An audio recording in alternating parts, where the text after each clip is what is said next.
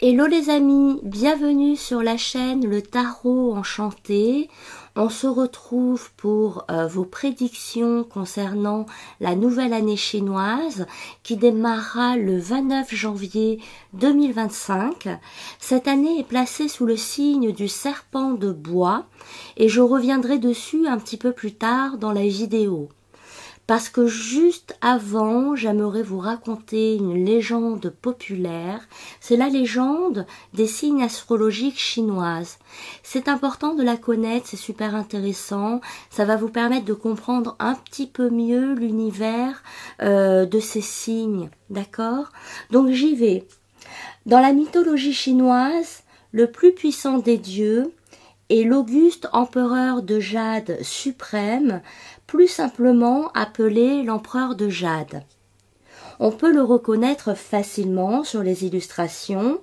Il a souvent une très belle chevelure longue et des moustaches.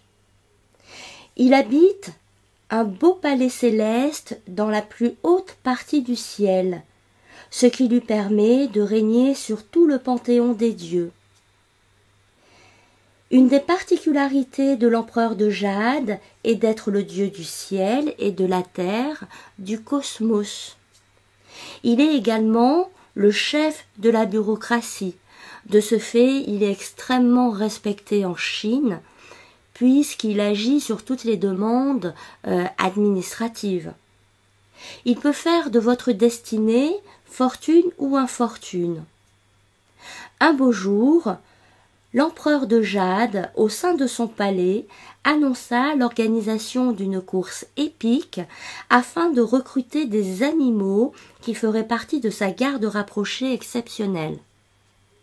Il envoya des invitations à tous les animaux de la terre, en précisant le lieu et l'heure du rendez-vous. Chaque animal avait son propre libre arbitre et pouvait, s'il le souhaitait, participer à cette course afin d'avoir le privilège de rejoindre le palais céleste. Le point de rencontre fut donné aux abords d'une rivière. La course consistait à la franchir. Bien évidemment, cela n'était pas aussi simple puisqu'il y avait un fort courant. Chaque animal devait alors se surpasser et utiliser ses propres capacités pour la franchir.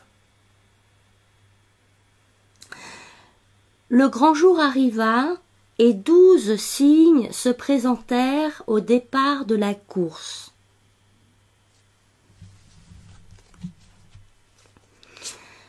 Le chat, appelé également lapin ou lièvre, avait très peur de l'eau. Il devait, pour y arriver, trouver une solution. Le rat, lui, était trop petit. Il devait également s'associer à un autre animal. Tous les deux firent un pacte et demandèrent au buffle s'il était possible de voyager sur son dos.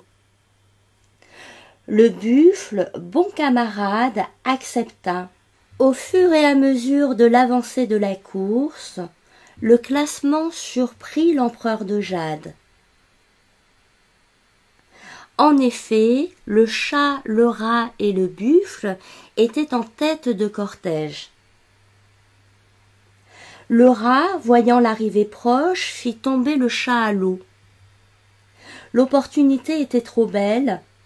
S'accrochant à l'oreille du buffle, dès que la possibilité fut permise, le rat sauta sur la terre ferme et arriva premier. Le buffle, avec tous les efforts qu'il avait faits, finit second. Il était satisfait, c'était une très belle place. En troisième position est arrivé le tigre. De façon solitaire, le tigre fit preuve de courage et d'endurance pour finir troisième. Son esprit compétitif l'aida à traverser cette rive. Le chat, en grande difficulté, sautait de pierre en pierre. À bout de force, et remarquant cela, le dragon souffla sur lui. Le chat arriva en 4e place, sain et sauf. Le dragon prit la 5e place. L'empereur l'interpella. « Comment se fait-il que tu ne sois pas arrivé premier? Tu es le seul à savoir voler. » Le dragon expliqua qu'il avait pris du retard en aidant des villageois en détresse. Le serpent, quant à lui, voyagea incognito. Nul sut dire comment il atteignait la rive. L'énigmatique reptile avait utilisé toute son intelligence pour finir 6e. Le cheval et la chèvre décidèrent de construire un radeau. Ils formaient à tous les deux un parfait binôme. Le dynamisme et la puissance intérieure du cheval s'associaient parfaitement à la force tranquille et à la créativité de la chèvre. À leur arrivée, les deux montrèrent une véritable bonté. Réciproquement, chacun laissait passer l'autre devant. Le cheval finit 7e et la chèvre 8e. L'animal suivant, atteignant le bon côté du rivage, fut le singe. Le singe, lui, traversa la rivière en s'agrippant de branche en branche. Il aurait pu arriver avant, mais sa curiosité l'avait laissé s'égarer. En 10e place, le coq arriva après avoir observé quel était le meilleur chemin à prendre. Donc le coq étudia le parcours des autres pour pouvoir prendre la meilleure option, trouver la meilleure solution pour franchir cette rivière. Celui-ci fut très fier et fanfaronna longtemps. Le chien finit 11e. Le chien finit 11e, il s'était beaucoup amusé à courir dans l'eau et perdit un petit peu de temps. Il veilla également sur ses amis dont le cochon en faisait partie. Le cochon, d'ailleurs, préféra avant de partir s'alimenter puis faire une petite sieste bien méritée. Grâce à cette légende qui se termine ainsi, vous pouvez avoir vous pouvez, grâce au comportement de chaque animal, percevoir des traits de personnalité, des traits de caractère qui leur appartiennent et qui vous appartiennent également. L'ordre dans lequel est arrivé les animaux durant la course est l'ordre de la roue astrologique chinoise. Je vous remercie pour votre attention.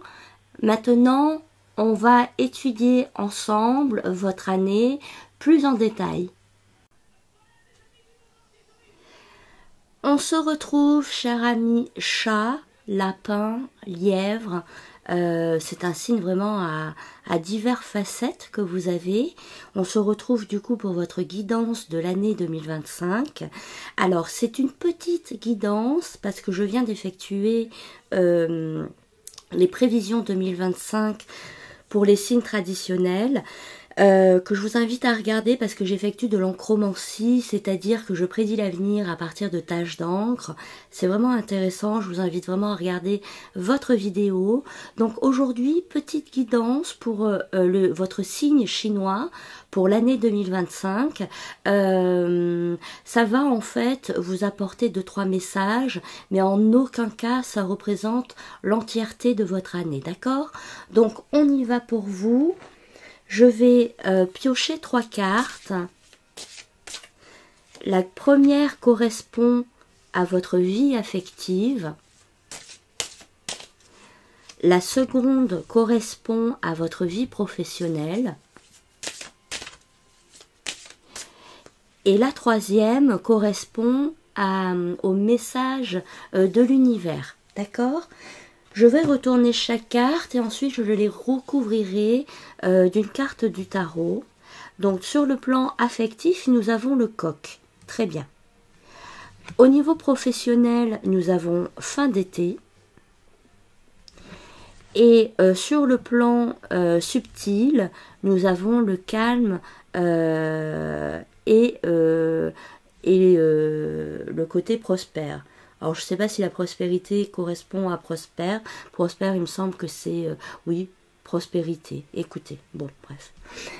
Allez, je recouvre chaque carte avec une carte du tarot.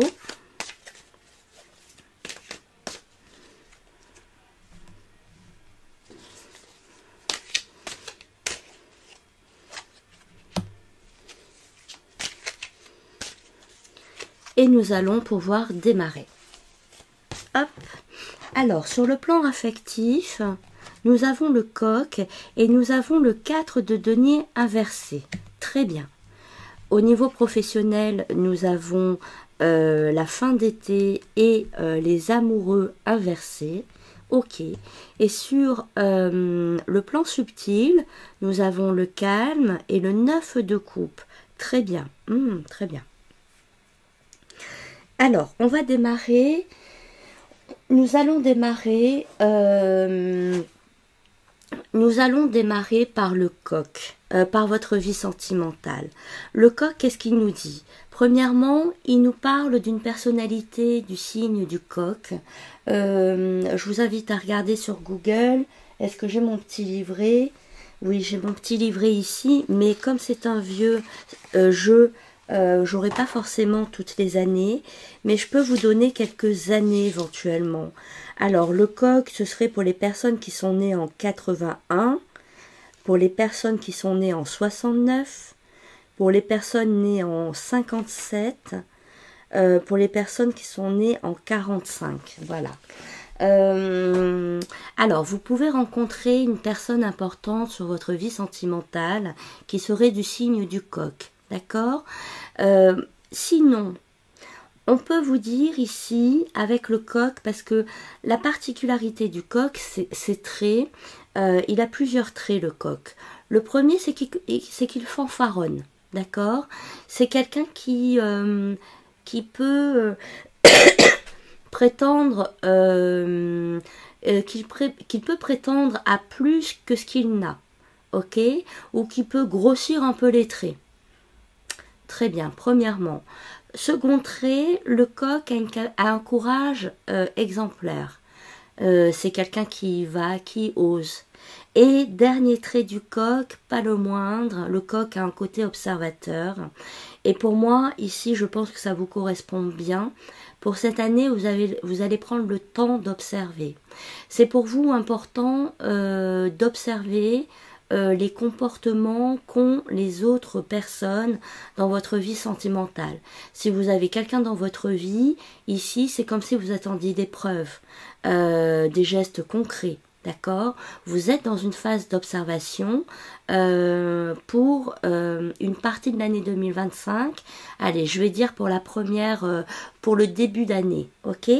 On a quoi d'autre également? Oui, en termes d'observation, si vous êtes célibataire, vous pouvez être en ce moment dans l'observation autour de vous, pour voir un petit peu qui vous plaît, pour voir si jamais vous avez un ou des prétendants, voir s'ils sont fiables ou pas.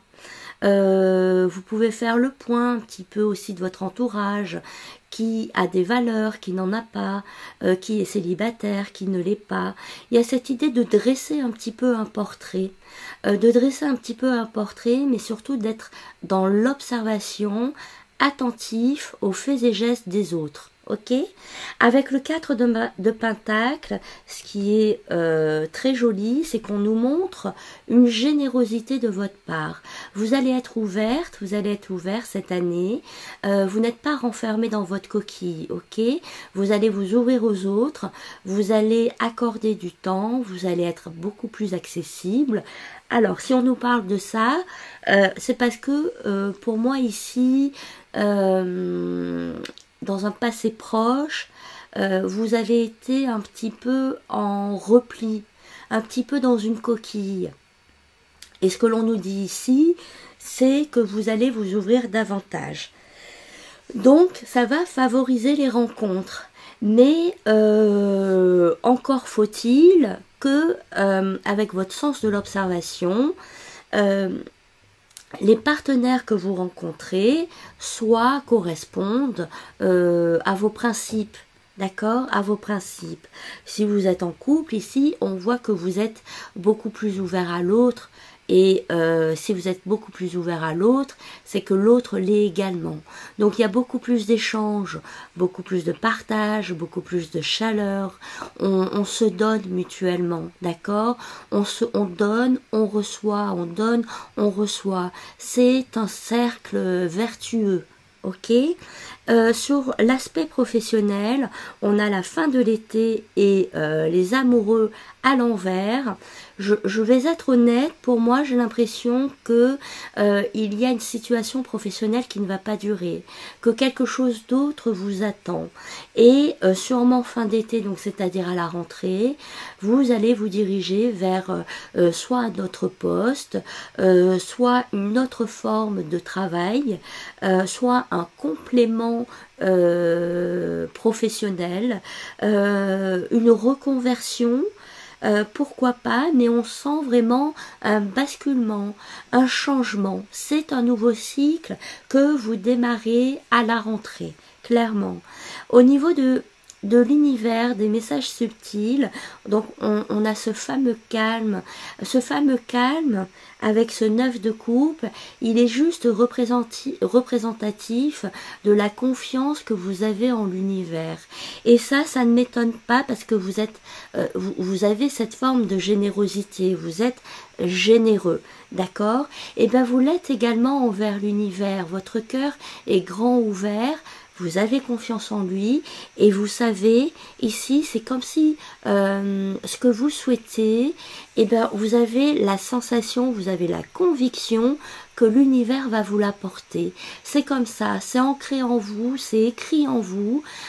Si par exemple vous souhaitez rencontrer l'amour de votre vie, si vous souhaitez devenir, avoir du succès dans les affaires, peu importe, quel que soit votre vœu, vous avez la sensation, il y a une forme de sérénité chez vous, parce que vous avez confiance en l'univers, vous savez que l'univers va vous l'apporter et c'est pas pour rien que vous avez cette confiance là, c'est parce que vous êtes quelqu'un de bien et vous le savez, ça demande des efforts et vous savez que vous faites pour les autres, d'accord, au quotidien avec votre nature généreuse. Ici on voit que vous êtes axé vers les autres, ça se ressent et bien sûr l'univers le perçoit également, ça vous en êtes convaincu. Donc c'est parfait. Est-ce que j'ai un autre message éventuellement? Oui, alors pour vous, chers chats, lapins, lièvres, vos deux traits principaux, parce qu'on a parlé du coq tout à l'heure, mais pour vous, vos deux traits principaux sont la sociabilité et le sens de l'amitié, d'accord? Deux valeurs nobles, c'est-à-dire que vous avez le contact facile et il faut en profiter, d'accord? Il faut en profiter ici. Le contact facile, ça va se montrer encore en 2025 et le sens de l'amitié, c'est-à-dire que les gens, ils peuvent compter sur vous. En cas de problème, vous répondez présent. Vous n'êtes pas dans la fuite, vous n'êtes pas une personne présente à moitié quand ça l'arrange. Vous êtes fiable, tout simplement. Ok? Allez, je vais m'arrêter là, je vous remercie de votre présence. Merci infiniment aux personnes qui prennent le temps de liker la vidéo, de partager, de commenter. Ça apporte un soutien à ma chaîne qui est important pour moi. Et puis c'est une forme de remerciement parce que je passe énormément de temps à faire les vidéos. C'est une énergie de dingue, hein, même si vous regardez une vidéo de 15 minutes, mais moi ça me prend des heures, le temps que j'ai l'énergie, que j'en reprenne, que je le fasse, enfin bon bref. Voilà, ce sont les petits détails. Mais en tout cas, merci beaucoup de votre présence. On se retrouve très vite. Je vais préparer, après les signes chinois, les guidances pour le mois de février. Les guidances, oui, du mois de février, ainsi que les guidances sentimentales spéciales Saint-Valentin. Donc si ça vous intéresse, n'hésitez pas à vous abonner à la chaîne. Allez, je vous embrasse et je vous dis à bientôt. Bye bye!